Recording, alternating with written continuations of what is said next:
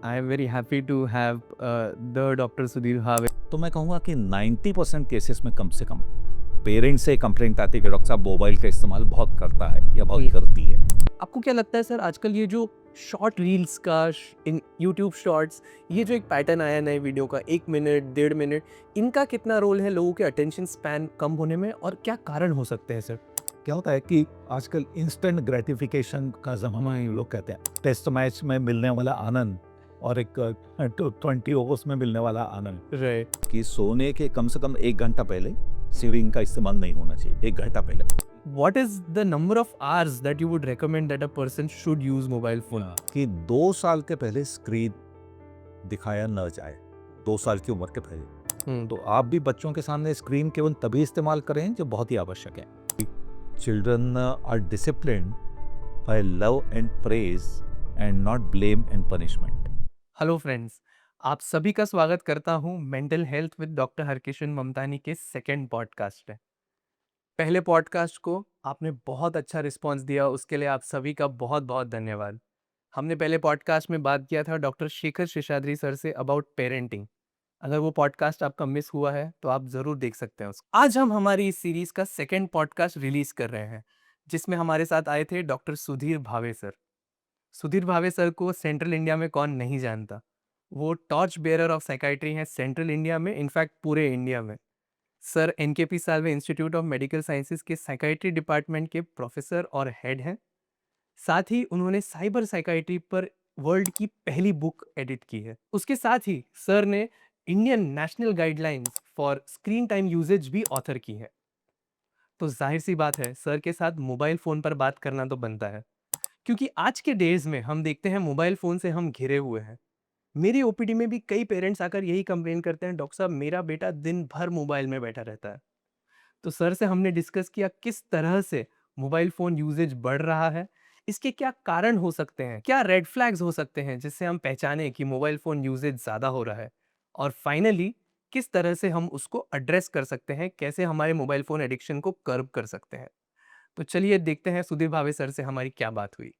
ऐसे ही interesting mental health related content के लिए मेरे यूट्यूब चैनल को सब्सक्राइब ज़रूर करें। Thank you.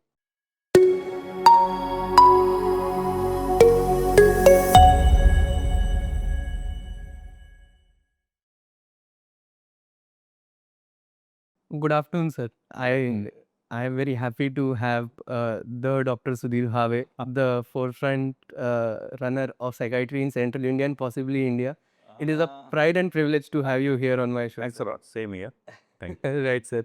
सो आज का जो हमने टॉपिक सिलेक्ट किया है sir, about mobile phone addiction, थोड़ा टाइम ट्रैवल करते हैं सर। अगर आपने जब साइकाइट्री शुरू किया होगा पॉसिबली आज से 30-40 साल पहले, तब अगर आपको अपने फ्रेंड्स को बताना होता, आपके साइकाइट्री फ्रेंड्स को बताना होता कि यार मोबाइल फ़ोन का भी एडिक्शन हो सकता है, तो आपको क्या लगता है उनका क्या रिएक्शन होता?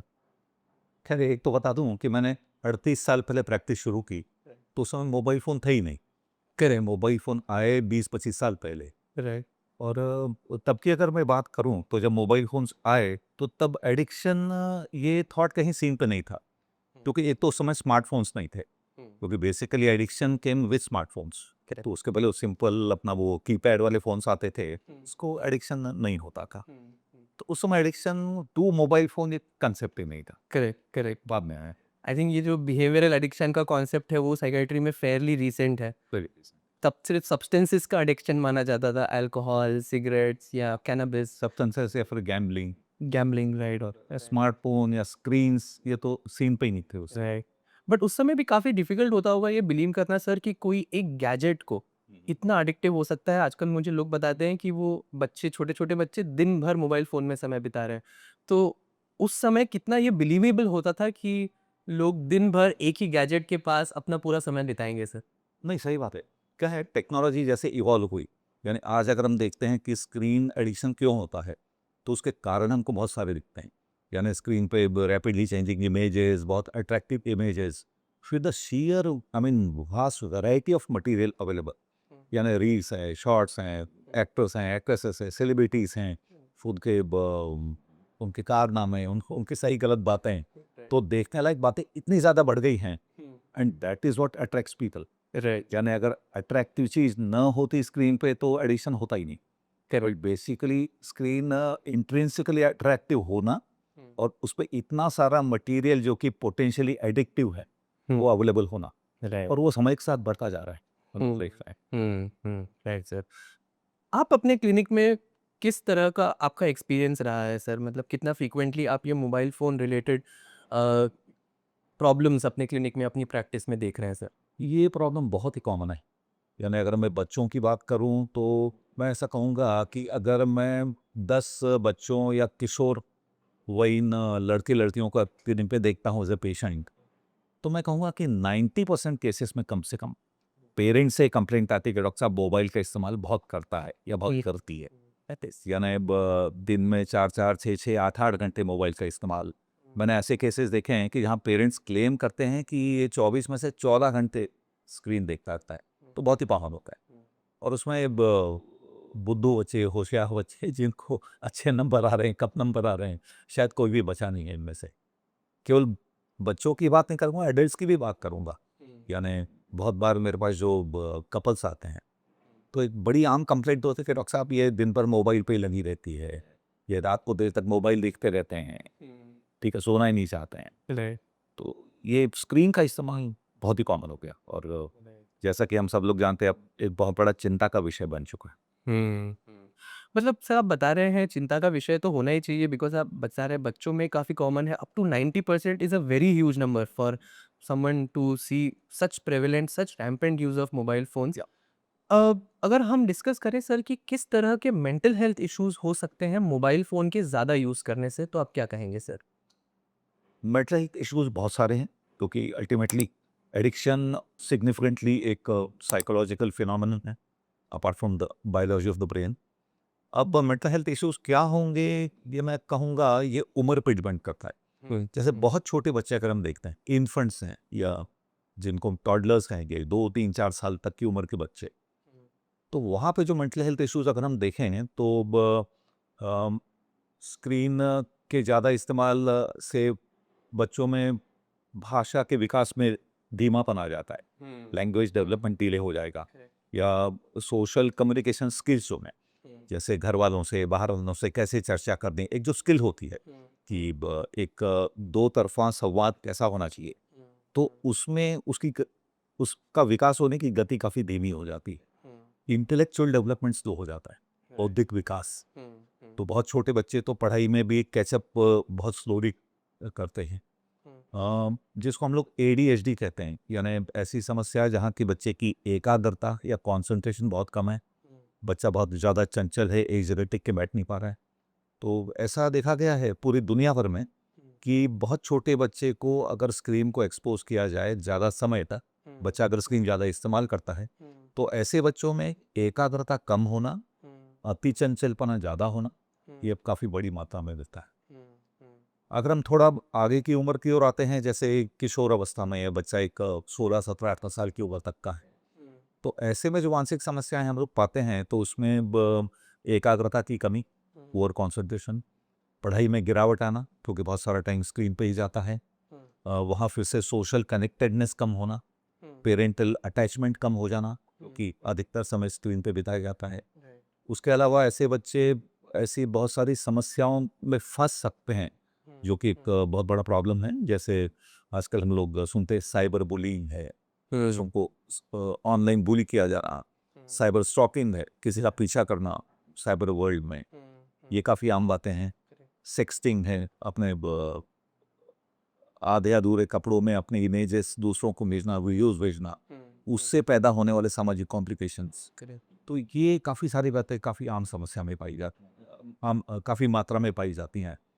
अगर हम बड़ों की ओर देखते हैं तो बड़े भी यानी समस्याओं से वंचित नहीं है। जैसे एक अ, वयस्क होने के बाद भी ऐसा पाया गया है कि अगर कोई एडल्ट आदमी भी अगर काफ़ी देर स्क्रीन पे गुजारता है, तो एडल्ट्स में भी कंसंट्रेशन कम होना पाया जाता है। ब्रेन में एक्चुअली चेंजेस मिलते हैं स्क्रीन के अत्यधिक इस्तेमाल से।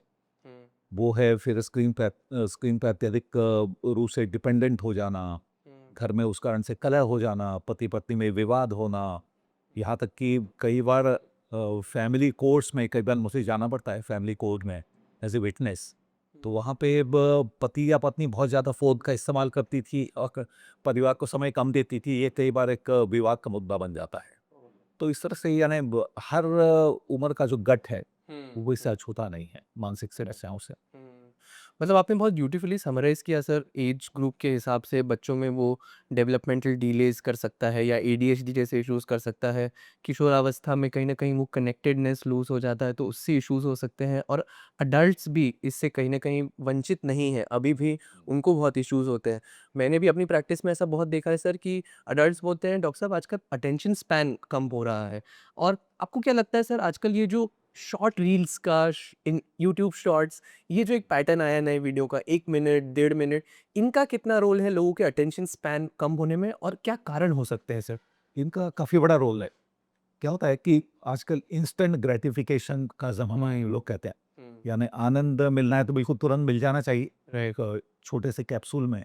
तो 1-1 मिनट के, डेढ़-डेढ़ मिनट के, आधे मिनट के जो रील्स होते हैं, वो मेरे ख्याल से इनका काफ़ी बड़ा हाथ है इसमें। तो ये उस गरज को पूरा करते हैं कि मुझे कम से कम समय में अधिक से अधिक आनंद मिलना चाहिए। मेरे ख्याल से हम लोग तुलना कर सकते हैं कि टेस्ट मैच में मिलने वाला आनंद और एक 20 ओवर्स में मिलने वाला आनंद। राइट, पुराने लोग अभी भी टेस्ट मैच के यानी फैंस होते हैं, राइट। उनको नए फॉर्मेट अच्छे नहीं लगते हैं। तो वैसा कुछ है। यानी नई जनरेशन को बहुत शॉर्ट इंस्टेंट ग्रेटिफिकेशन चाहिए, इसलिए रील्स वगैरह बहुत पॉपुलर है आजकल।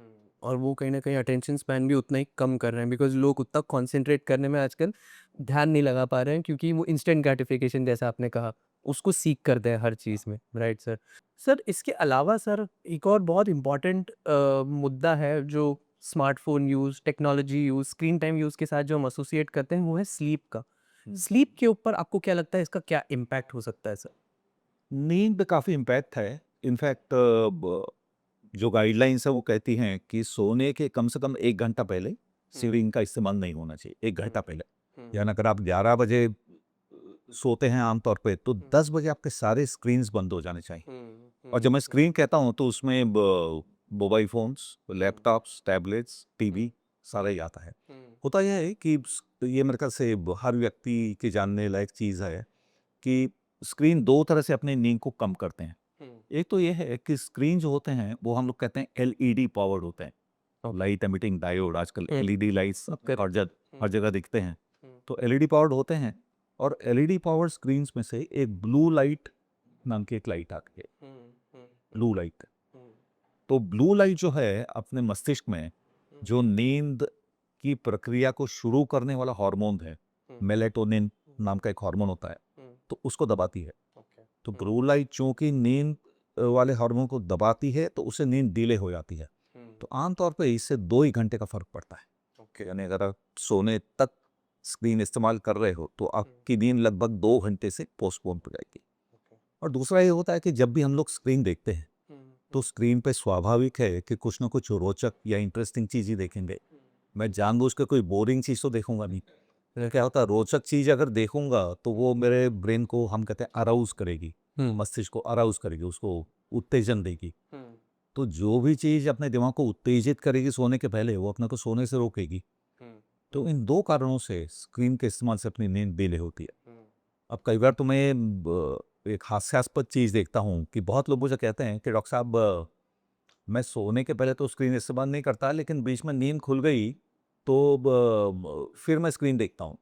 तो उनको बताना पड़ता है कि भैया आप नींद खुलने के बाद अगर स्क्रीन देख रहे हो तो आप अपनी नींद को और कम कर रहे हो। Right sir. तो बीच रात में या सोने के कम से कम 1 घंटा पहले स्क्रीन का इस्तेमाल नहीं होना चाहिए। Right, right.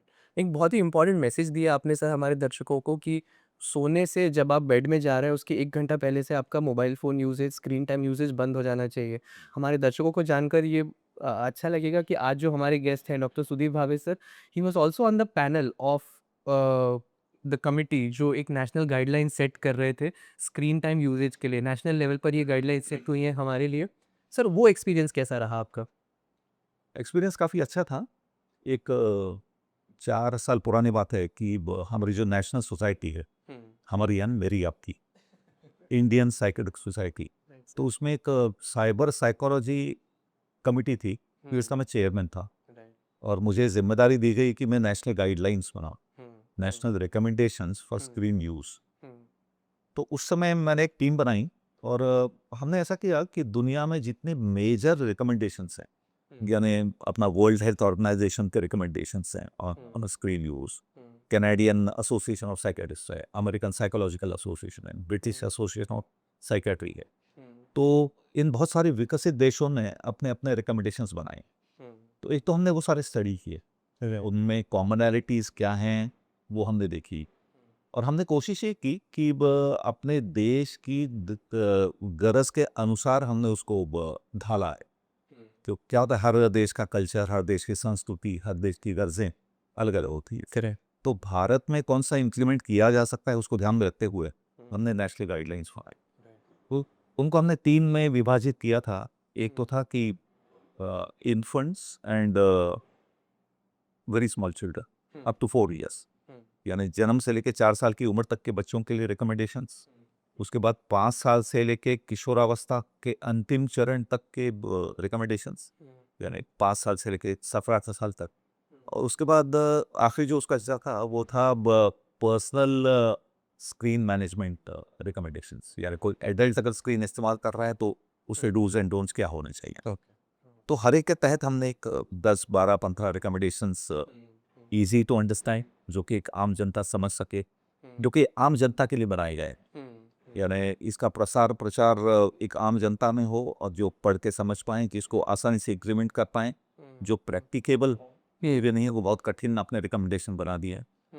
तो ग्राउंड रियलिटी को ध्यान में रखते हुए समाज के हर तबके के लोग समझ पाएँ, इस तक का रिकमेंडेशन बनाए। राइट। काफ़ी इलैबोरेट है सर वो गाइडलाइंस, इनफैक्ट मैंने खुद काफ़ी अच्छे से स्टडी किए हुए हैं। हाँ। बट अगर आपको हमारी ऑडियंस को कुछ की रिकमेंडेशंस, की टेक होम पॉइंट्स देने होंगे उन गाइडलाइंस से, तो वो क्या रहेंगे सर? की टेक होम पॉइंट्स मैं ऐसा कहूँगा कि हम लोग एडल्ट्स और बच्चे ये थोड़ा 2 अलग-अलग देखते हैं। बच्चों की केस में अगर सबसे महत्वपूर्ण बातें जो हैं, जो हमने उसमें लिखी हैं वो ऐसी हैं कि 2 साल के पहले स्क्रीन दिखाया न जाए, 2 साल की उम्र के पहले। अब हम लोग काफ़ी आम तौर पे देखते हैं कि बहुत छोटे बच्चों के हाथ में मोबाइल पकड़ा दिया जाता है, तो वो टालना है। राइट। विद एक्सेप्शंस, यानी बिल्कुल डेंटिस्ट की चेयर में बच्चे को बैठना पड़ा तो वहाँ उसका शांत रहना बहुत ही आवश्यक है। करेक्ट। तो वहाँ पे, या फ्लाइट में बाकी लोगों को परेशान कर रहा है बच्चा, तो वहाँ पे तो ऐसा कुछ अपवाद अगर छोड़े जाए तो 2 साल के पहले स्क्रीन का इस्तेमाल ना हो। उसके बाद वहाँ से लेके करीब कम से कम 10-12 साल की उम्र तक स्क्रीन का इस्तेमाल जब भी हो तो पेरेंट की सुपरविजन में, यानी माता पिता या किसी न किसी गार्जियन ने बगल में बैठ के क्या देखा जा रहा है वो एक को व्यूइंग करके, यानी बच्चा आप एक साथ उसको देख रहे हैं, जो देखा जा रहा है उसका इंटरप्रिटेशन करके उसके बारे में बच्चे के साथ चर्चा करके एक प्यार भरे माहौल में, अच्छा सुसंवाद हो इस तरह के माहौल में, तो शेयर्ड व्यूइंग को बहुत ज़्यादा महत्व है। एक हमने उसमें इस बात पे जोर दिया है कि स्क्रीन यानी कोई बहुत बड़ा हौवा है या राक्षस है, ऐसा अपने कम्युनिकेशन में नहीं आना चाहिए। करेक्ट। क्योंकि ऑल सडन डन टेक्नोलॉजी का अपना महत्व है, टेक्नोलॉजी बहुत काम की चीज़ है, पर टेक्नोलॉजी की जहाँ ये सारे फायदे हैं वहाँ ये सारी समस्याएं भी हैं, तो ये बातें बच्चों को बताना बहुत आवश्यक है। और बचपन में फिर ये बातें आवश्यक हैं कि पेरेंटल मॉडल को भी ध्यान में रखना पड़ेगा, यानी बच्चे माता पिता क्या कहते हैं इसको कम महत्व दे के वो खुद कितना स्क्रीन इस्तेमाल कर रहे हैं, खुद कितना फैमिली टाइम दे रहे हैं, इस बात को बड़ा महत्व है। तो आप भी बच्चों के सामने स्क्रीन केवल तभी इस्तेमाल करें जब बहुत ही आवश्यक है। अगर बहुत आवश्यक नहीं है तो केवल मनोरंजन के लिए बच्चों के सामने स्क्रीन इस्तेमाल करना ठीक नहीं होगा। बच्चा जैसा बड़ा होता है वैसे सेफ्टी के नॉर्म्स बच्चे को बताना बहुत ही आवश्यक है, यानी बच्चे को एक खासकर किशोर अवस्था में कि स्क्रीन के इस्तेमाल के समय क्या क्या करना चाहिए, क्या नहीं करना चाहिए, ऐसा कोई भी रिमार्क उस पर नहीं डालना है जो कि सेक्सिस्ट हो, कास्टिस्ट हो, रिलीजन पे बेस्ड हो, वो टालना पड़ेगा। अपनी कोई भी पर्सनल जानकारी, अपना ईमेल एड्रेस, अपना फ़ोन नंबर कहीं भी उस पर डालना नहीं है। हो सके, जहाँ तक हो सके अपने खुद के पर्सनल फोटोग्राफ्स भी सोशल मीडिया में नहीं डालने हैं, ठीक है। तो इस तरह की सुरक्षा से संबंधित कई बातें हैं। Right sir. और कुल मिला के हमने रिकमेंडेशंस में बच्चों के लिए ये बताने की कोशिश की है कि screen should be used more as a means of bonding rather than conflict. क्या होता है कि माता पिता एक तरफ, बच्चा एक तरफ, इनमें स्क्रीन को लेके झगड़ा होने की, विवाद होने की संभावना आजकल ज़्यादा है। राइट। यानी माता पिता बच्चे को मना कर रहे हैं, बच्चा सुन नहीं रहा है, उस बात को लेके झंझट झगड़ा हो रहा है। तो ये सीन ना होने देकर, बल्कि बच्चे के साथ आप बैठ के समय बिता रहे हैं, एक थोड़ा पॉजिटिव कम्युनिकेशन हो रहा है, हंसी मजाक हो रहा है स्लीप देखते समय, तो वो एक बॉन्डिंग का समय बन सकता है। ये कंसेप्ट अपने समाज में काफ़ी कम है। यानी मैंने बहुत ही कम माता पिता देखे होंगे जो कि who can use screen as a mechanism of bonding correct. Rather than conflict. तो ये बच्चों के माता पिता के लिए कुछ आवश्यक बातें हैं। बड़ों के रिकमेंडेशंस की अगर मैं बात करूं, तो बड़े लोगों ने, तुम्हारे हमारे जैसे, तो उन्होंने अपने स्क्रीन यूज को प्लान्ड तरीके से यूज करना है। जैसा मैं दिन में कुल मिला के इतने इतने घंटे से अधिक इस्तेमाल नहीं करूंगा जहां तक हो सके, या फिर स्क्रीन इस्तेमाल करने का मेरा समय केवल ये होगा, जैसे उदाहरण के तौर पे सुबह आधा पौन घंटा, शाम को आधा पौन घंटा, बीच में देखूंगा नहीं अनलेस कोई इमरजेंसी हो। ठीक है, फिर उसमें अननेसेसरी ऐप्स जो मेरे फ़ोन में होंगे उनको मैं डिलीट कर डालूंगा, जो मैंने कभी इम्पल्सिवली डाउनलोड कर लिए हैं। काम करते समय सेलफोन अपने पास कभी रखूंगा नहीं, तो सेलफोन दूर रखूंगा।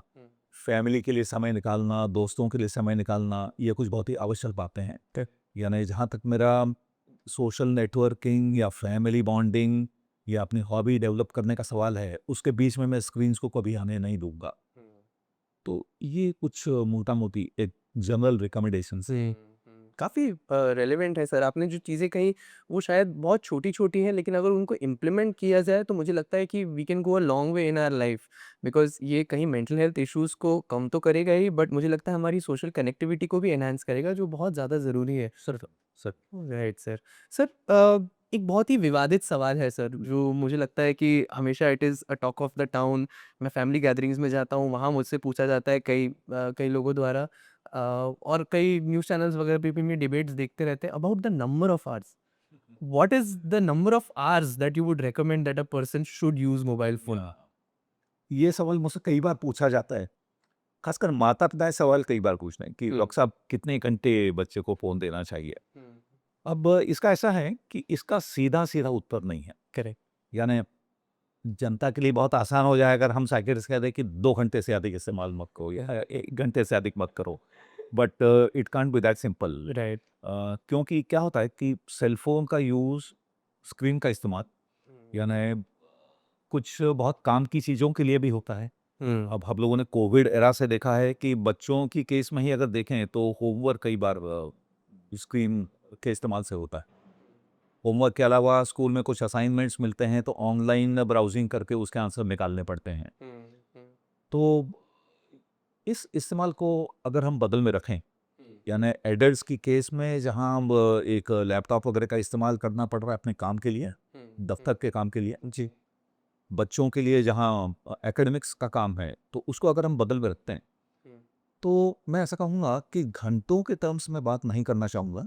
उसका कारण ये है कि अभी तक हमारे जो रिसर्च है वो उस हद तक नहीं पहुंचा है कि 1 घंटे से ऊपर हानिकारक है या 1.5 घंटे से ऊपर हानिकारक है या 2 घंटे के ऊपर ही हानिकारक है। तो उसको ऐसे नंबर पे प्लेस नहीं किया जा सकेगा। बल्कि मैं ऐसा कहूँगा कि स्क्रीन के अधिक इस्तेमाल से होने वाली समस्याएं, ध्यान ये रखना पड़ेगा कि इनमें से कोई समस्या तो नहीं हो रही है। यानी अपने को खुद की स्क्रीन यूज के बारे में और पेरेंट्स को बच्चों के बारे में, अब ये समस्याएं कैसी हैं कि स्क्रीन का इस्तेमाल आस्ते आस्ते बढ़ता जा रहा है, जिसको हम लोग टेक्निकल लैंग्वेज में टॉलरेंस कहते हैं। करेक्ट। यानी आप पाते हैं कि आपके पति एक 2-4 महीने पहले तक 2 घंटा इस्तेमाल करते थे, अब 4-4 घंटे करने लगे, बाद में 6-6 घंटे करने लगे। इस्तेमाल अगर बढ़ता जा रहा है या फिर स्क्रीन न मिल पाने की वजह से चिड़चिड़ापन हो रहा है, गुस्सा आ रहा है, झुंझलाहट हो रही है, एक तरह का विड्रॉल है ये। हाँ, वो जैसे नशे का विड्रॉल होता है, शराब का विड्रॉल होता है, वैसे विड्रॉल होने लगे, या फिर स्क्रीन के इस्तेमाल की वजह से आपके और कोई प्रोडक्टिव काम आप कर नहीं पा रहे हैं। ठीक है, तो बहुत सारे काम होते हैं। यानी अगर कोई 6-6 घंटा स्क्रीन इस्तेमाल कर रहा है, तो मैं कहूँगा ये पक्का है कि उसका और कोई ना कोई प्रोडक्टिव काम कम हो रहा है। तो प्रोडक्टिव काम अगर कम होने लगे, फैमिली से बॉन्डिंग कम होने लगी है, या स्क्रीन के इस्तेमाल को लेके घर में विवाद होने लगा है, झगड़ा होने लगा है, तो ये सारे लक्षण हैं। तो इनमें से अगर कोई भी लक्षण दिखने लगे, राइट। तो वहाँ फिर मैं कहूँगा इस्तेमाल ज़्यादा करो। ओके। तो घंटों की टर्म्स में बताने के बजाय अपने को वार्निंग सिग्नल्स पे ध्यान देना ज़रूरी है राइट। कि क्या इनमें से कुछ भी हो रहा है। इनमें से अगर एक भी हो रहा है, तो उसका मतलब है कि स्क्रीन का इस्तेमाल ज़्यादा हो रहा, उसको कंट्रोल करना आवश्यक है। मतलब आपने कहीं न कहीं कुछ रेड फ्लैग्स बताए हैं, हम उसको कह सकते हैं, जो वार्निंग साइन्स हो सकते हैं कि किसी को मोबाइल फ़ोन एडिक्शन हो सकता है। हाँ, जो हमारा आज का अहम मुद्दा था। आपने डिस्कस किया किस तरह से टॉलरेंस हो जाता है, समय के साथ-साथ वो यूज़ बढ़ता जाता है।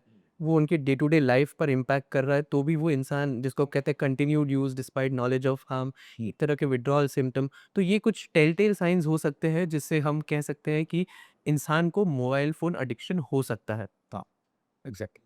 तो ये बहुत अहम मैसेज रहेगा हमारे व्यूअर्स के लिए। अगर किसी को लगता है कि उसको मोबाइल फ़ोन एडिक्शन के कुछ सिम्पटम्स हैं, क्या इसको वो अपने लेवल पर घर बैठे-बैठे कर्ब कर सकते हैं, या क्या ऐसे स्टेप्स हो सकते हैं जिससे वो एक पर्सनल लेवल पर उसको मॉडिफाई कर सकते हैं, उस चीज़ को इम्प्रूव कर सकते हैं? हाँ, मेरे ख़्याल से खुद की लेवल पे इम्प्रूव करना या करने की कोशिश करना, मेरे ख़्याल से बहुत ज़रूरी है। राइट। क्योंकि यहाँ आपको थोड़ा भी एडिक्शन लगा, आप एकदम स्पेशलिस्ट की ओर भागते नहीं, राइट। बल्कि पहले सेल्फ ट्रीटमेंट स्ट्रैटेजीज़ कुछ ना कुछ करना पड़ता है। राइट। तो एक स इसके लिए एक समझदार व्यक्ति होने की आवश्यकता है, क्योंकि बहुत लोग तो ये भी पहचान नहीं पाते हैं कि मुझको एडिक्शन हो रहा है। करेक्ट। अगर कोई पॉइंट पॉइंट आउट भी करता है कि आप आदी होते जा रहे हैं, एडिक्टेड होते जा रहे हैं, तो झगड़े होने लगते हैं। राइट।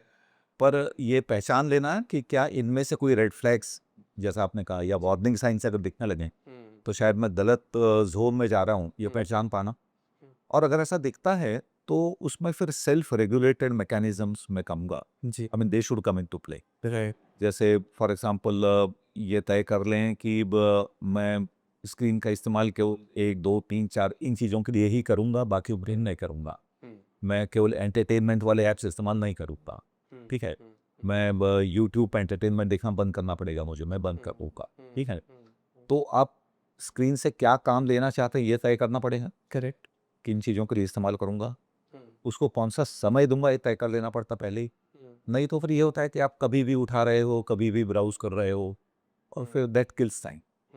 तो फिर सुबह इतनी ही देर, या दोपहर में इतनी ही देर, या शाम को काम खत्म होने का तो इतनी ही देर, राइट। वो मैं इस्तेमाल करूँगा। अम, जैसा मैंने पहले कहा था कि जो-जो ऐप्स इस्तेमाल नहीं कर रहा हूँ, उनको निकाल दूँगा। कुछ ऐसे ऐप्स होते हैं जो कि अपने स्क्रीन यूज़ का अपने को फीडबैक देते हैं, या उसको कंट्रोल करते हैं। हाँ।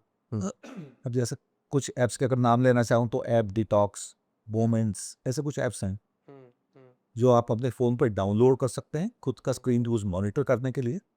तो अगर आप स्क्रीन इस्तेमाल कम करना चाह रहे हैं, तो ये ऐप्स काफ़ी काम में आते हैं। राइट। कई ऐप्स आपके स्क्रीन को ब्लैकआउट कर डालते हैं कि आप आगे फ़ोन इस्तेमाल ही नहीं कर पाते हैं, RH के बाद, पौन घंटे बाद। तो इस तरह के ऐप्स का इस्तेमाल किया जा सकता है। अ, और स्क्रीन यूज़ के अलावा बाकी जो-जो मैं अच्छी चीज़ें कर सकता हूँ, उनको अपने को बढ़ाना पड़ता है। राइट। या ना मैं किसी हॉबी में इंडल्ज होऊँगा कि अगर स्क्रीन इस्तेमाल नहीं कर रहा हूँ, तो कम से कम खाली ना बैठा रहूँ, बल्कि किसी और चीज़ में एंगेज रहूँ जिसमें एक दिल लग जाए, ताकि इस स्क्रीन की ओर ध्यान खींचा ना चला जाए। तो इस तरह की कई बातें की जा सकती हैं। राइट। कई बार हम लोग कहते हैं कि सेल्फ रिवॉर्डिंग मैकेनिज़्म भी करो, कि अगर मैं इस हफ्ते में रोज़, या कम से कम हफ्ते में 5 दिन डेली 2 घंटे पे ही लिमिट कर पाया, राइट। तो मैं संडे को खुद को ये रिवॉर्ड दूँगा, correct. And that works. That works. यानी आप अपनी कोई फ़ेवरेट किताब खरीद खरीद लो, या कोई आप फ़ेवरेट मूवी देख लो राइट। ऑनलाइन मीडिया में, तो even that works. That's less like a sense of reinforcement, जो हम एक पॉजिटिव बिहेवियर को और बढ़ावा ले रहे हैं। या right sir, right. Very interesting sir. But अब ये तो आपने बता दिया कि हम अपने लेवल पर क्या कर सकते हैं, बट जैसा आपने कहा ये प्रॉब्लम बच्चों में बहुत ज़्यादा है। तो अगर हम पेरेंट्स के लिए कुछ मैसेज देना चाहे कि पेरेंट्स किस तरह से अपने बच्चों के स्क्रीन टाइम को कम कर सकते हैं, वो किस तरह के मेजर्स ला सकते हैं। आई थिंक ये एक रीइंफोर्समेंट वाला स्ट्रैटेजी जो आपने बताया, ये तो डेफिनेटली एक अप्लाई होगा सर, कि बच्चों को भी किस तरह से आप रिवॉर्ड्स देंगे अगर वो x number of hours mobile phone को रिस्ट्रिक्ट करेंगे या इतना कम कर देंगे। बट इसके अलावा सर और पेरेंट्स क्या कर सकते हैं सर? पेरेंट्स को अगर दिखता है कि बच्चे का इस्तेमाल ज़्यादा ही हो रहा है, तो पहली बात तो है मेरे ख्याल से पेरेंट्स को बच्चों के साथ एक उसके बारे में कम्युनिकेशन करना पड़ेगा, संवाद करना पड़ेगा। कम्युनिकेशन के भी नियम होते हैं कि जब भी कोई काम की चीज़ आपको बच्चों को बतानी है तो शांति से बच्चे के साथ बगल में बैठ के एक जहाँ तक हो सके एक वार्म प्यार भरे वातावरण में ही चर्चा हो। ठीक है। आपके जो कंसर्न्स है वो बच्चे को बताने हैं कि मैं चिंतित हूँ कि ऐसा ऐसा हो रहा है। मैं हमेशा कहता हूँ कि जब भी बच्चे को कोई काम की चीज़ बतानी है तो उंगली बच्चे की तरफ ना होके खुद की ओर होनी चाहिए। यानी तू ऐसा करता है, तूने ऐसा नहीं करने चाहिए, कि बजाय मैं चिंतित हूँ, मुझे चिंता हो रही है, मैं वरीड हूँ या मैं परेशान हूँ। इस ढंग से संवाद करना बहुत ज़रूरी है। अपना कंसर्न बताने के बाद बच्चे के साथ नेगोशिएट करना आवश्यक है। एक नियम होता है ह्यूमन साइकोलॉजी में, केवल बच्चों के साथ नहीं बड़ों के साथ भी, कि जो भी चीज़ इम्पोज की जाएगी कि तुमने ये करना है, ये नहीं करना है, वो सफल होने की संभावना बहुत कम है। करेक्ट। यानी अगर आप बच्चे को बोलोगे कि तू 2 घंटे से ज़्यादा इस्तेमाल नहीं करेगा, तो चांस है कि बच्चा सुनेगा नहीं, आप में झगड़ा होता रहेगा। तो उसको नेगोशिएट करना कि बेटा तुम क्या-क्या देखना चाहते हो उसके पे, कौन-सी ऐप्स यूज़ करना चाहते हो, वगैरह-वगैरह। और ठीक है, तो तुमको क्या लगता है उसमें कितना समय लगेगा? तो बच्चा मान लो कहता है कि मम्मी मैं रोज़ 3 घंटा इस्तेमाल करना चाहूँगा। पूछें कि 3 घंटा ज़्यादा नहीं है क्या?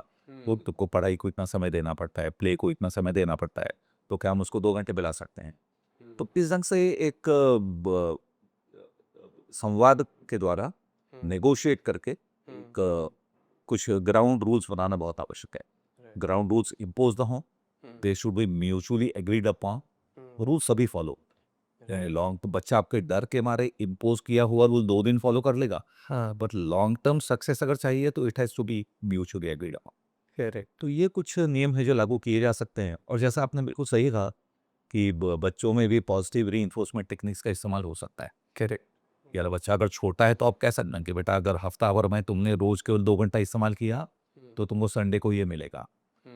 तो और फिर उसका चार्टिंग रखें कि इस दिन इतना इस्तेमाल हुआ है, राइट। तो इससे भी काफ़ी फ़ायदा होता है। तो ये कुछ आवश्यक बातें हैं। Right sir, right sir. Sir आपका थोड़ा कंट्रोवर्शियल सवाल पूछ रहा हूँ सर, बट आई थिंक ज़रूरी है हमारे पेरेंट्स को ये मैसेज भी देना कि कई बार पेरेंट्स ऐसे अनडिज़ायरेबल बिहेवियर्स जैसे मोबाइल फ़ोन ज़्यादा यूज़ करने के लिए बच्चों को पनिश करते हैं, जो कई बार एक अग्रेसिव फॉर्म भी ले लेता है। ये किस हद तक सही है सर? आप पेरेंट्स को क्या मैसेज देना चाहेंगे इसके बारे में? पनिशमेंट लगभग हमेशा ही फेल होती है। हुँ, पनिशमेंट से 2 समस्याएँ होती हैं, कम से कम तो। एक तो ये होता है कि लॉन्ग टर्म में बच्चा आपका मानेगा, ऐसा बिल्कुल नहीं है। आपने पनिश कर दिया, ठीक है, बच्चा कुछ समय के लिए डर जाएगा, पनिशमेंट से डरेगा। लेकिन इस बात की कोई गारंटी नहीं है कि बच्चा उस प्रिंसिपल को आत्मसात कर लेगा। राइट। उसने स्क्रीन कम क्यों देखना चाहिए, ये बात उसके मन में गहराई तक बैठने के बजाय उसको एडल्ट के प्रति गुस्सा आने लगेगा। हुँ, तो it does not work. And secondly it spoils the parent child relationship. क्योंकि पनिशमेंट अगर हम ले सेंस में पनिशमेंट इस वर्ड का यूज़ करते हैं, करेक्ट। तो पेरेंट चाइल्ड रिलेशनशिप को हार्म होता है। हुँ, अब इससे लॉन्ग टर्म में नुकसान होता है। करेक्ट। ये बहुत ही आवश्यक होता है कि बिल्कुल बचपन से जो हम लोग बच्चे के साथ कम्युनिकेशन करते हैं, जिस ढंग से उसको रिलेट करते हैं, उसको हैंडल करते हैं, तो इसमें जितने नेगोशिएशंस, जितना म्यूचुअली अराइव्ड कंसेंसस, जितना प्यार भरा संवाद, इसको जितना महत्व है, तो उतना डांट डपट मारना पनिशमेंट वो उतना असफल नहीं होगा। एक मैंने बड़ा सुंदर वाक्य नहीं पढ़ा था कि children are disciplined by love and praise and not blame and punishment. वाह! क्योंकि ब्लेम या पनिशमेंट से कभी डिसिप्लिन नहीं हुआ है, राइट, बट कि love and praise at the right spot. Right, बच्चे ने आपका सुन लिया, बच्चे ने स्क्रीन का इस्तेमाल कम किया, आपने उसकी तारीफ कर दी, पीठ ठोंक दी, पप्पी ले ली, हद कर दिया, राइट, तारीफ में एक वाक्य बोल दिया, राइट। वो चीज़ कहीं ज़्यादा काम करेगी। It will go a long way rather than punishing them. Makes sense, makes a lot of sense sir. कहीं न कहीं पेरेंट्स अगर एक पॉजिटिव मैसेज देना चाहते हैं अपने बच्चों को, तो वो तरीका भी पॉजिटिव होना चाहिए and not a negative way, right sir. हमने बात की कि अडल्ट्स किस तरह से अपना मोबाइल फ़ोन यूज़ कम कर सकते हैं। हमने बात की कि किस तरह से पेरेंट्स अपने बच्चों का मोबाइल फ़ोन यूज़ कम करवा सकते हैं। बट सर ये मुझे लगता है कि कहीं न कहीं एक ग्लोबल सी प्रॉब्लम है। तो ऑर्गेनाइजेशनल लेवल पर आपको क्या लगता है, लेट्स से किसी के वर्क प्लेस पर अगर किसी को, आप you run an institute yourself, so what are the kind of restrictions that you would want to implement at your workplace, and how would you implement them for your employees? Work place का एक मुद्दा बहुत महत्वपूर्ण मुद्दा है, क्योंकि I mean चारों ओर work places फैली हुई हैं दुनिया में। Right. वर्क प्लेस में स्क्रीन का गलत इस्तेमाल भी काफ़ी कॉमन है।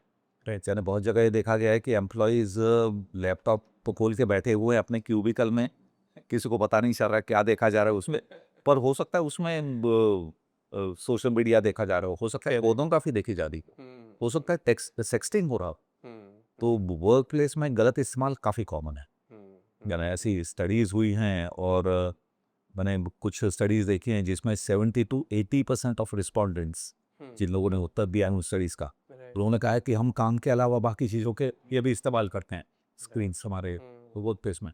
तो एक तो एम्प्लॉयर को बेसिकली स्क्रीन रिकमेंडेशंस मालूम होना बहुत ज़रूरी है। Right. मैंने जो रिकमेंडेशंस की बात की थी, जो जैसे उदाहरण के तौर पे हमने जो ऑथर किए थे, तो those kind of recommendation should be known to every single person in the community. Right. ये रिकमेंडेशंस होते हैं, सही इस्तेमाल किन चीज़ों के लिए होता है, कैसे करना चाहिए।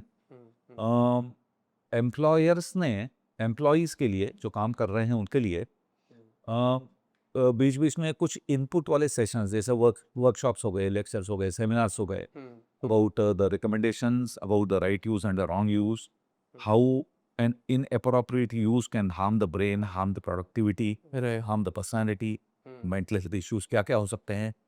तो एम्प्लॉयज़ को एडिक्वेट इनपुट्स देना, गलत इस्तेमाल के सही इस्तेमाल के, ये भी बहुत आवश्यक है। Right. क्या होता है, हर चीज़ डिसिप्लिन से होना संभव नहीं है। Correct. यानी आप बिल्कुल ईगल्स आए रख के संविधान रख रहे हो, ये संभव भी नहीं है और एडवाइजेबल भी नहीं। Right. तो सही इनपुट देना, कुछ उनके समझदारी पे भी छोड़ देना, ये बातें आवश्यक हैं। अब इसके बियॉन्ड थोड़ा ध्यान रखना भी आवश्यक है। यानी अब किसी को वर्क प्लेस में भी कंप्लीटली प्रिवेसी मिल जाए कि वो चाहे जैसा इस्तेमाल करते हैं, जहाँ तक हो सके ये भी संभव ना हो। यानी थोड़ा वॉच रखा जा सके एम्प्लॉयज़ पे कि उनके स्क्रीन और भी कोई लोग देख पा रहे हैं, कब तक प्राइवेसी नहीं है स्क्रीन इस्तेमाल में, ये बातें आवश्यक हैं। उसके बाद ये है कि एम्प्लॉयर्स जो होते हैं, तो उन्होंने अगर कोई मेंटल हेल्थ इश्यूज आते हैं, स्क्रीन एडिक्शन होता है, तो उसका लाइजन मेंटल हेल्थ एजेंसीज के साथ भी होना चाहिए। जैसे अगर कोई एम्प्लॉय गलत इस्तेमाल करता हुआ दिखाई दे रहा है या स्क्रीन एडिक्शन की ओर बढ़ता हुआ दिख रहा है, सेल्फ कन्फेस करता है या आप ऐसा पाते हैं, तो मेंटल हेल्थ एजेंसी के साथ एक संलग्न होना, लाइजन करना, कि जहां हम काउंसलर से आप उसकी मुलाकात करवा दे सकें, Right. काउंसलर उनको हेल्प कर पाएँ। अब ज़्यादा बड़े ऑर्गेनाइजेशंस में एचआर डिपार्टमेंट्स होते हैं, दोनों रिसोर्सेज के डिपार्टमेंट्स रहते हैं, तो ऐसे जगह भी कई लोग काउंसलिंग में ट्रेंड होते हैं, तो उनकी मदद ली जा सकती है। या even with in the space of employment, कई बार ग्रुप सिचुएशंस बना के लोग एक दूसरे के स्क्रीन का इस्तेमाल, उसके बारे में चर्चा करते हैं, या मेरा इस्तेमाल बढ़ने लगा तो मैंने कौन से तरीके अपना इस्तेमाल कम करने के लिए, तो अपने कलीग से लोग सीख सकते हैं कि क्या करके मैंने स्क्रीन एडिक्शन से दूर रहना है। तो उस तरह की कई बातें वर्क प्लेस में की जा सकती बहुत रेलेवेंट है सर, बिकॉज कहीं ना कहीं आपने जो टिप्स दी है वो एम्प्लॉयर्स के लिए एक तरह से एक बून साबित होगा। एक और अहम मुद्दा है सर इस पूरी सिचुएशन में, बिकॉज हमने इंस्टीट्यूशंस की बात की। School is a very commonly encountered institution आजकल के समाज में। मैं very recently one of my school teachers से मिला था। उन्होंने मुझे कहा कि आजकल बच्चे as young as fourth fifth standard अपना एक स्मार्टफोन उनके पास होता है, एंड वो कई बार स्मार्टफोन स्कूल में ले आते हैं and they do all sorts of things with that. School में फ़ोन अलाउड नहीं है लाना, इनफैक्ट 10th तक तो हमारे स्कूल में अलाउड नहीं था, एंड आई एम श्योर अभी भी नहीं होगा। बट फिर भी आजकल बच्चे कहीं ना कहीं वो गाइडलाइंस को, वो रूल्स को फ्लॉट कर रहे हैं और स्कूल में फ़ोन ले जा रहे हैं। What is your recommendation for schools? How strict they should be for this, and what are the kind of guidelines or what are the kind of rules they should set in ये चीज़ को रोकने के लिए sir? Schools मेरे ख्याल से बहुत आम मुद्दा है, और लगभग सारे स्कूल्स के प्रिंसिपल्स और एडमिनिस्ट्रेशन जो हैं इसके बारे में जागरूक है आजकल। Right sir. मेरे रिकमेंडेशंस ये रहे कि एक तो जैसे मैंने पहले कहा कि general recommendations for screen use करे के बारे में प्रिंसिपल को, टीचर्स को, एडमिनिस्ट्रेटर्स को पता होना बहुत ज़रूरी है। स्कूल में सेल फ़ोन लाना बैंड होना चाहिए। यानी जैसे आपने कहा 10वीं तक बिल्कुल नहीं होना चाहिए, क्योंकि उसका गलत इस्तेमाल फिर उसके कारण पैदा होने वाली बाकी समस्याएँ। उसके पास बहुत महँगा स्मार्टफ़ोन है, उसके पास आईपॉड है, मेरे पास आईपॉड नहीं है, तो इस तरह की समस्याएँ दिखने लगती हैं।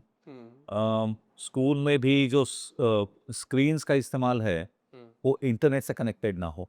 करेक्ट, क्योंकि कई महंगे स्कूलों में हर बच्चे के सामने एक लैपटॉप होता है, तो केयर लेना है कि वो स्कूल के ही लोकल नेटवर्क से कनेक्टेड हो, ना कि इंटरनेट से कनेक्टेड हो। Correct correct. मेंटल हेल्थ के जो इश्यूज हैं स्क्रीन के इस्तेमाल से होने वाले, इसके बारे में स्कूल में इनपुट मिलना बहुत ही आवश्यक है। राइट। क्या होता है उस कम उम्र में जो बातें एक अच्छा टीचर अच्छे से समझा के बच्चों तक पहुंचा सकता है, वो बहुत ही काम की होती है। राइट।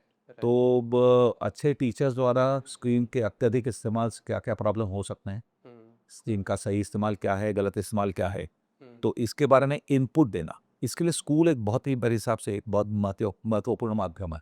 यानी माता पिता के अलावा स्कूल का एक बहुत बड़ा रोल है टच स्क्रीन के बारे में एजुकेट करना। स्कूल के जो काउंसलर्स होते हैं उनका काफ़ी अहम रोल है, क्योंकि स्कूल के counsellors are kind of link between school children and बाहर के mental health professionals. Counsellors generally are well train, तो बच्चा स्क्रीन ज़्यादा इस्तेमाल कर रहा है या उससे कनेक्टेड कोई इश्यूज बच्चे के हो रहे हैं, भले ही वो घर पे हो रहे हों, राइट। तो उसके बारे में स्कूल काउंसलर्स उनको काउंसलिंग कर सकते हैं। पेरेंट्स को बुला के पेरेंट्स को काउंसल कर सकते हैं कि आप अपने बच्चे की कैसे मदद कर सकते हैं। तो यही कई सारे तरीके हैं जहाँ स्कूल के प्रिंसिपल, स्कूल के मैनेजमेंट एक योगदान कर सकते हैं। Right, right sir, right sir. हमने हमने डिस्कस किया सर, हमने कुछ रेड फ्लैग्स डिस्कस किए, एक पर्सनल लेवल पर किस तरह से उसको हैंडल किया जा सकता है, एक ऑर्गेनाइजेशनल लेवल पर उसको किस तरह से हैंडल किया जा सकता है, आपने बहुत अच्छे से ब्यूटीफुली हमारे लिए समराइज़ किया सर। बट कई बार कहते हैं कि वो पानी सर के ऊपर चला गया, हम्म, तो हमें कहीं न कहीं एक प्रोफ़ेशनल हेल्प सीक करनी पड़ती है। हाँ। आपको क्या लगता है सर, वो कौन-सा वो टिपिंग पॉइंट होगा कि नहीं इसके बाद तो अब एक प्रोफ़ेशनल को, मेंटल हेल्थ प्रोफ़ेशनल को, साइकियाट्रिस्ट को, साइकोलॉजिस्ट को, किसी पेरेंट को या किसी इंडिविजुअल को कंसल्ट करना चाहिए? वो कहाँ वो पॉइंट आना चाहिए सर? अम, अगर पेरेंट और बच्चों के बारे में कहूँगा, तो पेरेंट्स को यहाँ देखने लगे कि बच्चा स्क्रीन का इस्तेमाल इतना ज़्यादा कर रहा है कि उसके कारण पढ़ाई में गिरावट आने लगी क्या? यानी जहाँ पहले अच्छे ग्रेड्स आते थे वहाँ उसके ग्रेड्स फॉल होने लगे, और आपको लगता है स्क्रीन उसका एक कारण है? या फिर बच्चे के साथ आपका संवाद बहुत कम हो गया है? यानी आजकल लगभग बात हो ही नहीं, गप्पे हो ही नहीं पाती हैं, बेच टाइम अलग अलग हो गए हैं क्योंकि स्क्रीन का ज़्यादा इस्तेमाल कर पाए। या फिर जो पहले मैंने रेड फ्लैग्स के बारे में चर्चा की थी कि मोबाइल न मिलने पे बच्चा बहुत चिड़चिड़ा होने लगा, झगड़ने लगा, चीज़ें फेंक फांक करने लगा, तोड़ने लगे बच्चे, जहाँ तक केसेस हम लोग देखते हैं।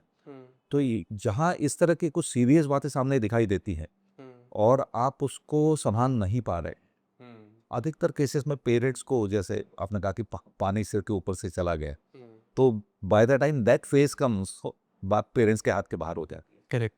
तो वहाँ पे हमेशा बेहतर है कि किसी मेंटल हेल्थ प्रोफेशनल के पास आप जाएं, किसी राइट। साइकोथेरेपिस्ट के पास या साइकियाट्रिस्ट के पास, उनको मिलकर उनकी मदद लेना बहुत आवश्यक है। एडल्ट्स के बारे में भी लगभग यही लागू होगा कि जहाँ आपको ही दिखने लगता है कि मेरी प्रोडक्टिविटी कम हो गई है, पहले मेरा परफॉर्मेंस ऐसा था मेरे वर्क प्लेस पे, आजकल उसमें गिरावट आ गई है, या फिर आजकल समय मेरे को हॉबीज़ में इंडल्ज होने से ज़्यादा सेल फोन में इंडल्ज होना, उसमें ज़्यादा आनंद मिलता है, या मैं दोस्तों के लिए समय निकाल नहीं पा रहा हूँ, फैमिली कंप्लेंट करने लगी है। और अगर आप खुद इसको रेगुलेट नहीं कर पा रहे हैं, पहली कोशिश हो खुद को रेगुलेट करने की। Correct, self regulation is the best regulation, right. क्योंकि that is perhaps the most preventive. Correct. आप आगे की समस्याएं टाल सकते हैं। और जहाँ ऐसा लगे कि मैं खुद को संभाल नहीं पा रहा हूँ कोशिश के बावजूद, तो वहाँ मेरे ख्याल से मेंटल हेल्थ प्रोफेशनल को मिलना आवश्यक मतलब कहीं न कहीं अगर हमारे मोबाइल फ़ोन यूसेज से, जिसको हम बायोसाइकोसोशल कहते हैं, हमारी बायोलॉजिकल, हमारी साइकोलॉजिकल और हमारी सोशल लाइफ़, उसमें हमारी ऑक्यूपेशनल लाइफ़ भी आ गई। अगर इसमें हमारा डिस्टर्बेंस आ रहा है, तब हमें एक मेंटल हेल्थ प्रोफ़ेशनल को मिलना। कंसल्ट करना चाहिए। सर किस तरह के ट्रीटमेंट्स अवेलेबल होते हैं एक मेंटल हेल्थ प्रोफेशनल के पास? उनकी आर्मरी में ऐसा क्या-क्या है जो हमारे पेशेंट्स को हेल्प कर पाएगा? अगर आप उसके बारे में थोड़ी चर्चा करें।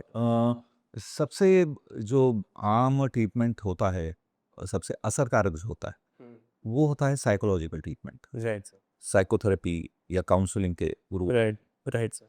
अब उसमें विशिष्ट नाम लूँ तो cognitive behavioural therapy, right. CBT. आजकल आम जनता भी सीबीटी ये शब्द जानने लगी है। करेक्ट। लोग बहुत सारे ब्राउज़ करते, पता करते इसके बारे में। Right sir. तो इस तरह के कुछ साइकोथेरेपीज़ क्लाइंट के साथ, फैमिली के साथ बहुत हेल्पफुल होती हैं। तो इनके लिए या तो साइकोथेरेपिस्ट को जाके आप मिल सकते हैं या साइकियाट्रिस्ट को जाके मिल सकते हैं। और साइकोथेरेपी के अलावा दूसरा जो अपने पास हथियार होता है वो है दवाओं का। करेक्ट। बट फ्रैंकली यानी स्क्रीन एडिक्शन के लिए स्पेसिफिक दवाएं ऐसी नहीं है। राइट। यानी ऐसा नहीं हुआ कि आप स्क्रीन को एडिक्टेड हैं और आपको फला दवा लिख दी, आपने दवा खा ली, उसकी मेडिसिन कम हो गया। करेक्ट। ऐसा नहीं होता है। दवाओं का इस्तेमाल वहीं होता है कि जहाँ स्क्रीन एडिक्शन के साथ आपको और दूसरे तरह की मानसिक समस्याएं काफ़ी सीरियस तौर पे नज़र आने लगी। जैसे स्क्रीन का इस्तेमाल कई बार एंजाइटी प्रॉब्लम्स के साथ एसोसिएटेड होता है। एंजाइटी डिसऑर्डर्स मिलते हैं इन लोगों में काफ़ी, या कई बार स्क्रीन इस्तेमाल के साथ साथ डिप्रेशन मिलता है। तो जहाँ ये एसोसिएटेड प्रॉब्लम्स काफ़ी गंभीर रूप में आते हैं, तो वहाँ पे दवाएं उन एसोसिएटेड प्रॉब्लम्स को हेल्प कर सकती हैं। राइट। तो ये अगर स्क्रीन इस्तेमाल कर रहा हो और डिप्रेस्ड भी है, तो उसका डिप्रेशन दवा से कम किया जा सकता है, किया जाना चाहिए कई केसेस में। करेक्ट। करेक्ट। और जहाँ तक स्क्रीन एडिक्शन पर से यानी खास स्क्रीन एडिक्शन का सवाल है, वहाँ पे साइकोलॉजिकल ट्रीटमेंट्स मेन स्टे हो जाते हैं। मुझे लगता है कहीं न कहीं ये जो प्रॉब्लम है आपने बात की किस तरह से वो कोमॉर्बिड होता है बाकी साइकियाट्रिक डिसऑर्डर्स के साथ। अ, ये लोगों का जानना बहुत ज़्यादा ज़रूरी है कि ये सिर्फ़ एक जो प्रॉब्लम है वो हवा में नहीं है हुँ। और लोग आजकल तभी उसको मानते हैं वो एक्चुअल प्रॉब्लम है जब कोई उनको बता दे कि इसका ये कारण है, ये केमिकल की वजह से हो रहा है, ये ब्रेन के एरियाज़ अफ़ेक्ट हो रहे हैं। तो अगर आप हमारी ऑडियंस को बता पाएँ सर कि इस पूरे मोबाइल फ़ोन एडिक्शन का क्या बायोलॉजिकल बेसिस है? तो वो बहुत हेल्पफुल रहेगा लोगों को इसकी ग्रेविटी समझने के लिए सो। अब ये कहूँगा कि जो अपने को मानसिक समस्याएँ दिखती हैं, यानी जिनको हम मानसिक कहेंगे, उनका अक्सर एक ब्रेन बेसिस होता है, बायोलॉजिकल बेसिस होता है ब्रेन में। करेक्ट। अब स्क्रीन एडिक्शन को ही अगर देखें तो उसके पीछे भी कई मैं कहूँगा एक बायोलॉजिकल कोरिलेट्स विज्ञान को अपने रिसर्च में मिले। वाह! अब उदाहरण देना चाहूँ तो 2 देना चाहूँगा कि एक तो कुछ केमिकल्स में उथल-पुथल दिखाई देती है। करेक्ट। अब जैसे आजकल डोपामाइन ये शब्द बहुत लोग जानते हैं राइट। कि कोई भी आनंददायी प्लेजरेबल चीज़ अगर होती है तो उसमें डोपामाइन का सर्ज होता है ब्रेन में, डोपामाइन रिलीज होता है। तो स्क्रीन का अब जो प्लेजरेबल इस्तेमाल है उसमें भी डोपामाइन रिलीज होता है। राइट। और होता ही है कि हम लोग आजकल काइंड ऑफ डोपामाइन एडिक्ट हो गए हैं कि ब्रेन में डोपामाइन सीक्रेट होता रहे, इसके लिए जो भी करना पड़ेगा। अब बार-बार स्क्रीन देख के अगर डोपामाइन मुझे मिलता है ब्रेन में, तो मैं बार-बार स्क्रीन इस्तेमाल करूँगा। तो एक डोपामाइन का सर्ज होता है, डोपामाइन अत्यधिक सीक्रेट होने की इच्छा होती है और होता रहता है। उसके साथ ही अगर हम देखें तो कुछ और बदलाव दिखते हैं, जैसे स्टेरॉइड हार्मोन्स जो होते हैं, कॉर्टिसोल। हुँ। कॉर्टिसोल एक उदाहरण है। तो स्क्रीन इस्तेमाल के साथ जो तनाव भी जुड़ा रहता है, कई बार तनाव रहता है, घबराहट रहती है। स्क्रीन जिसको हम लोग फोमो कहते हैं कि fear of missing out. Right, right. मैंने स्क्रीन पे देखा कि मेरा दोस्त स्विट्जरलैंड में एंजॉय कर रहा है, और मैं यहाँ नागपुर में बैठा हुआ माथा-पच्ची कर रहा हूँ, तो I am missing out something. तो इससे एक तनाव जुड़ा हुआ रहेगा, तो ऐसे ब्रेन में कॉर्टिसोल का सीक्रेशन बढ़ जाता है। घबराहट को जो कम कर सकते हैं ऐसे कुछ केमिकल ब्रेन में कम होते हैं, जैसे एक गाबा नाम का केमिकल है। गाबा घबराहट होने न होने में उसका काफ़ी बड़ा रोल है। करेक्ट। तो गाबा दबा दिया जाता है ब्रेन में। हुँ। तो ये कुछ केमिकल बदलाव हैं, और केवल इन केमिकल्स या रसायनों तक की बात सीमित नहीं है, बल्कि ब्रेन के स्ट्रक्चर में भी बदलाव होता है। यानी ऐसा पाया गया है कि जो लोग स्क्रीन को एडिक्टेड होते हैं, उनके ब्रेन के कुछ हिस्से वो संकुचित हो जाते हैं। राइट। अब जैसे अपने ब्रेन का सामने का हिस्सा फ्रंटल लोब या उसका और सामने का प्री फ्रंटल कॉर्टेक्स कहलाता है। राइट। तो उसका जो निचला हिस्सा है जिसको हम लोग orbitofrontal part of the frontal lobe कहते हैं, तो उसमें जो ग्रे सेल्स होते हैं पूरे ब्रेन के, वो उनका डिस्ट्रक्शन होता है। राइट। तो वो सेल्स कम होते हैं, तो उस हिस्से की थिकनेस कम हो जाती है। या ब्रेन के थोड़े अंदर एक सिंगुलेट कॉर्टेक्स होता है, तो सिंगुलेट कॉर्टेक्स की थिकनेस कम हो जाती है। तो कहने का मतलब ये है कि एक शारीरिक तौर पे भी अपने ब्रेन में बदलाव होने लगते हैं। तो ये कुछ आम बायोलॉजिकल कोरिलेट्स हैं स्टीरॉयड एडिक्शन। राइट। तो दर्शकों के लिए जानना बहुत ज़रूरी है कि ये जो प्रॉब्लम है उसका आपका ब्रेन पर भी डायरेक्ट असर पड़ रहा है। तो कहीं न कहीं अगर जैसे हमने बात की कि पानी सर के ऊपर जा रहा है तो अपने नज़दीकी मेंटल हेल्थ प्रोफेशनल से मिलिए, उनसे डिस्कस करिए कि क्या किया जा सकता है उस प्रॉब्लम्स के लिए। Speaking of advancement sir, science ने इतनी एडवांसमेंट कर ली है कि अब हम वो biological basis mobile phone addiction का भी पहचान पा रहे हैं। एक फील्ड ऑफ साइकियाट्री के बारे में आपने बात की जिसमें you were the national chairperson of that committee, cyber psychology. ये बहुत ही फैसिनेटिंग सा टर्म है sir. If we can take a little detour from our topic of discussion and हम थोड़ा उसके बारे में बात करें सर। हमारे दर्शकों के लिए बताइए सर, साइबर साइकियाट्री होता क्या है सर? साइबर साइकियाट्री जो है, इसके दो मतलब होते हैं। हुँ, एक तो होता है कि helping client through the cyber space, right. यानी जैसे आजकल काफ़ी आम तौर पे होता है कि लोग ऑनलाइन कंसल्टेशन करते हैं, टेली साइकियाट्री कहते हैं जिसको। करेक्ट। तो साइबर साइकियाट्री का वो एक हिस्सा है कि आप लोगों की मदद इंटरनेट के द्वारा कैसे कर सकते हैं, और दूसरा जो हिस्सा है वो इंटरनेट से पैदा होने वाली मानसिक समस्याएं, जो हमने चर्चा की। इंटरनेट एडिक्शन है, साइबर बुलिंग है, cyber stalking, cyber sex, unsafe practices on the internet. तो ये जो सारी मानसिक समस्याएं हैं, इनका स्टडी, इनका ट्रीटमेंट, इनका प्रिवेंशन, ये साइबर साइकियाट्री में आता है। साइबर साइकियाट्री बहुत एक नया फील्ड है। हुँ, हुँ, हुँ। मतलब हमारे दर्शकों को जानकर अच्छा लगेगा कि सर ने एक बुक एडिट की है on cyber psychiatry, which I later got to know it was the first ever book on cyber psychiatry across the world if I am not wrong. या first ever and till date the only one. Wow! So हमने इस किताब का जब edit करना शुरू किया, right, वो भी आइडिया मेरा ही था। राइट सर, मैंने हमारी नेशनल बॉडी को बताया था कि एक किताब हमने निकालनी चाहिए, राइट, क्योंकि होता क्या है कि साइबर साइकोलॉजी पे काफ़ी किताबें, करेक्ट, यानी इंटरनेट की मानसिकता करेक्ट। और वो समस्याएं और उनका निराकरण, उनका उपचार, उसके बारे में बहुत ज़्यादा बातें नहीं करता है साइबर साइकोलॉजी। हुँ, तो मैं सोचा कि साइकियाट्री चूंकि बहुत जुड़ा हुआ है इंटरनेट से, तो करेक्ट। उस पर किताब होनी चाहिए। हुँ, तो हुँ, हमने वो किताब एडिट करना शुरू किया, और फिर रेफरेंसेस के लिए मैं बहुत ढूंढा। हुँ, कुछ वर्ल्ड अथॉरिटी से भी बात हुई, राइट, तो ये पता पड़ा कि ऐसी कोई भी कॉम्प्रिहेंसिव किताब नहीं है। वाओ! तो ये काफ़ी हमारे लिए गर्व की बात है कि ये हमारी पहली किताब रही दुनिया में। दुनिया में पहली साइबर किताब and sir was the editor of that book sir. मैं हर साल 2 साल बाद एक ऑनलाइन ब्राउज़ करके साइबर साइकियाट्री य ये शब्द डाल देता हूँ, और इमेजेस में जाता हूँ तो केवल हमारी किताब वाओ! पहले आती है। Then that's a proud moment हम सब भारतीयों के लिए कि हमने अकेली साइबर साइकियाट्री पर किताब या बनाई हुई है सर, और आप उसके एडिटर रहे हैं, सो आई एम श्योर आपके लिए बहुत गर्व वाला मोमेंट रहा होगा। हाँ, एक बड़ा मैं कहूँगा फुलफिलिंग मोमेंट था। ये एक कुछ बहुत काम की बात हुई है, हुँ, क्योंकि ब जैसा मैंने कहा कि उसके अलग साइबर सिक्योरिटी के अलग-अलग पहलुओं के बारे में हम आर्टिकल्स पढ़ते आए हैं, अलग-अलग किताबों में पढ़ते आए हैं। हुँ, इंटरनेट गेमिंग डिसऑर्डर हम लोग क्लासिफिकेशन सिस्टम में देखते हैं। हुँ, पर एक जगह यानी साइबर स्पेस क्या होता है, यहाँ से लेके साइबर सिक्योरिटी का फ्यूचर क्या हुआ, राइट, ये एक जगह कहीं मुझे मिला थी। हुँ, तो हुँ, किताब एडिट जब हमने की, तो हमारा यही एक एम था कि it should be comprehensive, all under one roof, wow! जैसा कहते हैं, राइट, वो सारा उसमें इंक्लूडेड हो। राइट, वैसी किताब है। Right. You spoke of the future of cyber psychiatry sir. क्या एडवांसेस हैं सर जो हम एक्सपेक्ट कर सकते हैं साइबर साइकियाट्री में in the coming years sir? Advances की अगर मैं बात करूं, यानी फ्यूचर में साइबर सिक्योरिटी का क्या होने जा रहा है, जी। अब मैं ऐसा कहूँगा कि दोनों तरह की बातें हैं। यानी जो बुरे असर हैं स्क्रीन के, वो भी बढ़ने वाले हैं।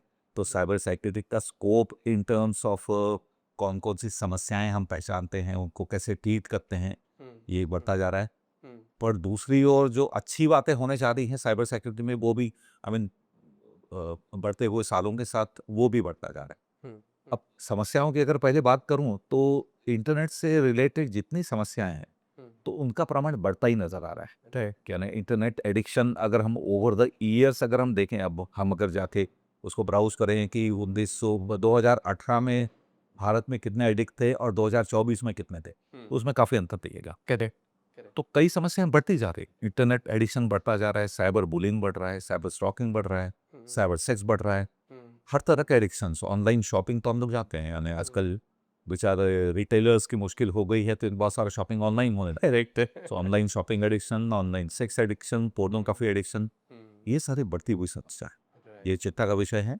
तो साइबर साइकेट्री के लिए एक बहुत बड़ा चैलेंज है। राइट। जो समस्याएं बढ़ रही हैं उनके बारे में क्या करना है, कौन कौन से नए नए तरीके ईजाद करने हैं इनको ट्रीट करने के। पर दूसरी ओर कई अच्छे डेवलपमेंट्स हैं, जो आपने एडवांसमेंट्स कहा।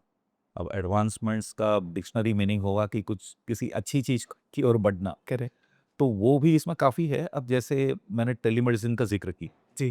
कि being connected, connection between the mental health professional and the client, right. ये काफ़ी बढ़ गया है। राइट। क्योंकि आजकल स्मार्टफ़ोन्स, लैपटॉप्स वगैरह बहुत कॉमनली अवेलेबल हैं। तो आजकल हम न केवल दूसरे शहर के बल्कि दुनिया के किसी भी कोने के क्लाइंट से चर्चा कर सकते हैं। करेक्ट। तो मेरे ख्याल से हमें से हर मेंटल प्रोफेशनल ऐसे क्लाइंट्स को आजकल देखता है जो अपने नागपुर शहर में ही बैठा नहीं है, बल्कि दूर दराज के इलाकों में बैठे हुए हैं। तो कनेक्टिविटी काफ़ी बढ़ गई है, तरीके काफ़ी बढ़ गए हैं। और केवल मेंटल हेल्थ प्रोफेशनल्स के पास नहीं बल्कि क्लाइंट्स के पास भी चूंकि स्मार्टफोन्स बहुत हो गए हैं, तो वो भी इसको काफ़ी आसान पाते हैं। राइट। राइट। इसी तरह ट्रीटमेंट में जिसको हम लोग कहते हैं आजकल की primary care, tertiary care, connectivity, ये बड़ी अच्छी चीज़ है। जैसे मान लो किसी गांव में कोई मरीज़ है कि जिसका इलाज वहाँ का एक लोकल डॉक्टर कर रहा है। लोकल डॉक्टर उस चीज़ में एक्सपर्ट नहीं है, जिसको हम लोग प्राइमरी केयर सिनेरियो कहते हैं।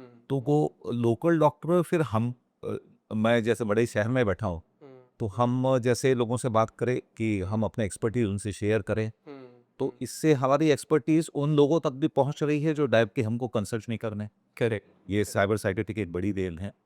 किसी प्रकार से ऑनलाइन रिसर्च होना आजकल इसमें काफ़ी काम हो रहा है करेक्ट। कि ऑनलाइन रिसर्च मेंटल हेल्थ में कैसे किया जा सकता है, किन किन तरीकों से किया जा सकता है। Surveys within professional groups या surveys within the community, ये ज़्यादा कॉमनली कैसे किए जा सकते हैं। इसी प्रकार से आर्टिफिशियल इंटेलिजेंस का आजकल बहुत जोर है। राइट। तो आर्टिफिशियल इंटेलिजेंस या एआई, इसका इस्तेमाल मेंटल हेल्थ प्रोफेशन में कैसे हो सकता है। राइट। आजकल जो हमारे जो साथी हैं मेंटल हेल्थ प्रोफेशन में, इनसे हमेशा हमको ये सुनने को मिलेगा कि उन्होंने कैसे एआई का इस्तेमाल करके फला फला कुछ मुश्किल सवालों का जवाब ढूंढा, करेक्ट। या फिर कहीं कोई रिसर्च कंडक्ट करना है तो वो दुनिया में कहाँ कैसे उपलब्ध है, इसके बारे में एआई से जानकारी मिली। करेक्ट। तो ऐसी बहुत सारी बातें हैं, इसको बहुत ज़्यादा है। जैसे जितना इंटरनेट फैलता जा रहा है उतना ही साइबर सेक्यूरिटी का स्कोप बढ़ता जा रहा बढ़ता जा रहा है। राइट। राइट।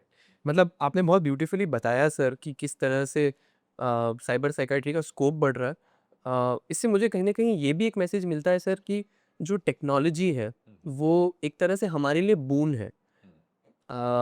हम मोबाइल फ़ोन एडिक्शंस की बात कर रहे थे। मोबाइल फ़ोन से हमारे कई फ़ायदे होते हैं। हमारे हाथ बैठे-बैठे हमें कई चीज़ें हाथों में मिल जाती हैं, व्हिच इज़ एडवांटेजेस जो हमारे लिए अच्छा है कई तरीकों से। ऐसी सिचुएशन में सर मोबाइल फ़ोन को पूरी तरह नकार देना, तो बेतुकी बात सी हो गई। आज के ज़माने में उसके बिना सर्वाइव करना बहुत मुश्किल है। तो हम इस क्वेश्चन के साथ कंक्लूड करते हैं सर कि हम मोबाइल फ़ोन को पूरी तरह से नकार नहीं सकते आज की सोसाइटी में, बट एक क्या की मैसेज रहेगा आपका हमारी ऑडियंस के लिए, जिससे वो रिस्पॉन्सिबली मोबाइल फ़ोन को यूज़ करें और एडिक्शन की तरफ ना जाएँ सर?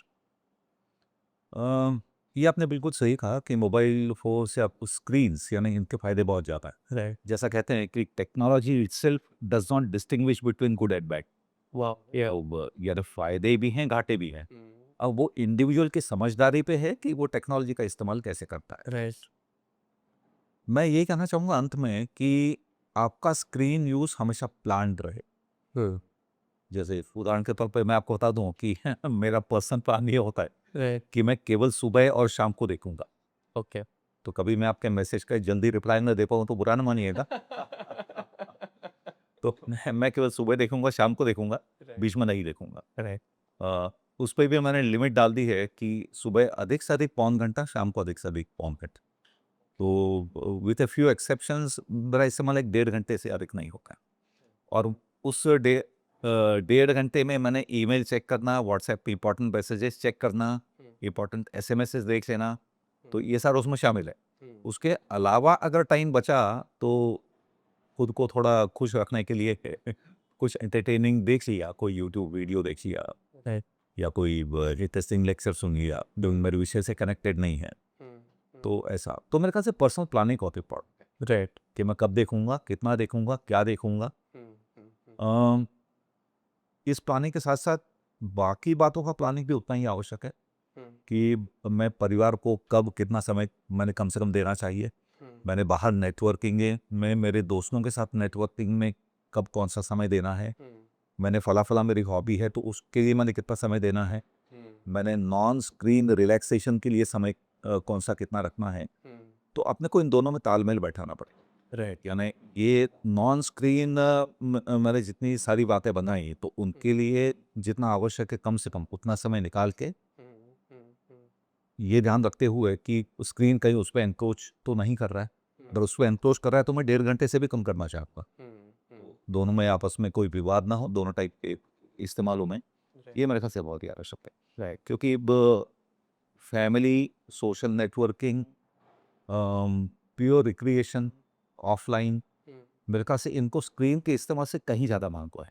करेक्ट। तो अगर आपकी ये बातें कम हो रही हैं तो कहीं ना कहीं ना समझदारी हो रही है। तो ये ध्यान रखना बहुत ज़रूरी। आपका परिवार, आपके मित्र, आपकी हॉबी, इसको हमेशा यत्न को बचाना पड़ेगा। करेक्ट, इसको प्रायोरिटी देनी पड़ेगी over and above your mobile phone. बहुत ही इंपॉर्टेंट मैसेज दिया आपने सर कि किस तरह से हमें एक प्लान्ड तरीके से हमारे मोबाइल फ़ोन को, हमारे स्क्रीन टाइम को रेगुलेट करना चाहिए। आई रियली होप कि हम सब ये चीज़ अप्लाई कर पाएँ ताकि हम भी एक हेल्दियर लाइफ लाइक यू 1.5 घंटा दिन में is an achievement I would believe. आज के ज़माने में 1.5 घंटा अगर कोई मोबाइल फ़ोन सिर्फ यूज़ कर रहा है, कोई बहुत बड़ा अचीवमेंट है sir. Thank you so much sir आपके यूज़फुल इनसाइट्स के लिए। आई एम श्योर हमारी ऑडियंस के लिए ये बहुत हेल्पफुल रहेगा।